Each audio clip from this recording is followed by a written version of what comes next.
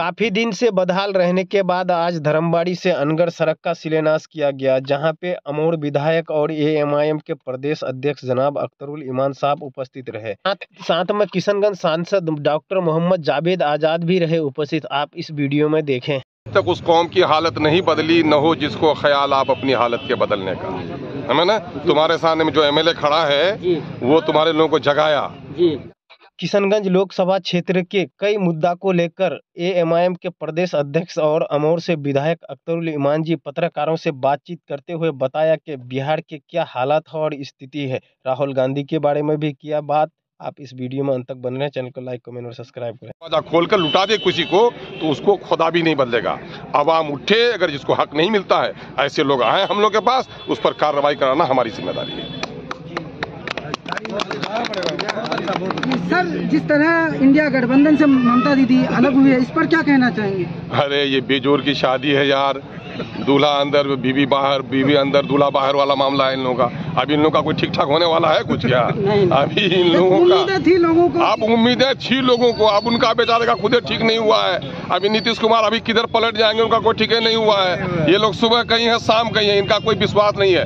ये कुर्सी से प्रेम करने वाले लोग हैं, इनको सत्ता चाहिए। जनता की समस्याओं से कोई लेना देना नहीं है। अगर जनता की समस्याओं से लेना देना होता तो सीमांचल की आज ये बदहाली नहीं होती। सर, बांध के बारे में बताइए, जो बांध का जो मामला चल रहा था।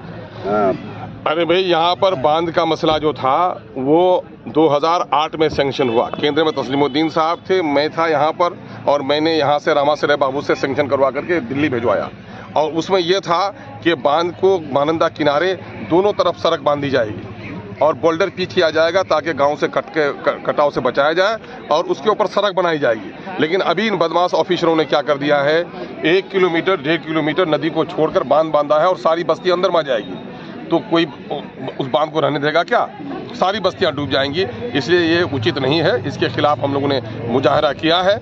अभी जो बयान आया है कि साहब काम रुक जाएगा, लेकिन हम लोगों का मामला है कि काम रुके नहीं। हमारा जो वाजिब कटाव जो हमारा हो रहा है, उस कटाव को रोकने के लिए सरकार बोल्डर पिच करे, वो काम हम लोग कर रहे हैं। सर, नीतीश कुमार क्या फिर से पलटी मारने जा रहे हैं? अरे वो पलटते रहे हैं, तो उनके मुस्कुरा रहे थे, है ना, तो उनके पलटने में भी कोई शक है।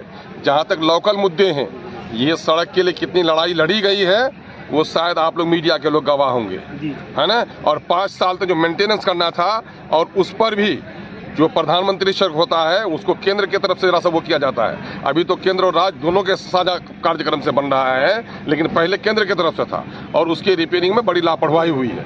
हमको जब जब लोगों ने कहा है यही जगह खाली है, यहीं पर मिट्टी वहाँ ईटा का टुकड़ा दिया तो लोग करने लगा, कीचड़ होने लगा, है ना। लेकिन जब जब हमको कहा है, हमने उसको दुरुस्त करवाने का काम किया है। और अभी यहाँ के लोगों ने जो ख्वाब में भी नहीं देखा था, अपने वजीर से भी कभी उम्मीद नहीं की थी, वो काम हमने करवाया है। जो महानंदा पर आपके पुल के सैंक्शन करवाने का काम है वो आपके सामने। प्याजी से खाड़ी हाट वाली सड़क क्यों नहीं बन रही? वो भी उसका भी टेंडर हो गया, उसका भी फाइनल होगा, उसका भी करीब शिलान्यास हो जाएगा। वो देखो, ये दोनों सड़क जो यहाँ की रीढ़ की हड्डी थी, अनगढ़ से लेकर धर्मबाड़ी तक और प्याजी से लेकर खाड़ी हाट तक।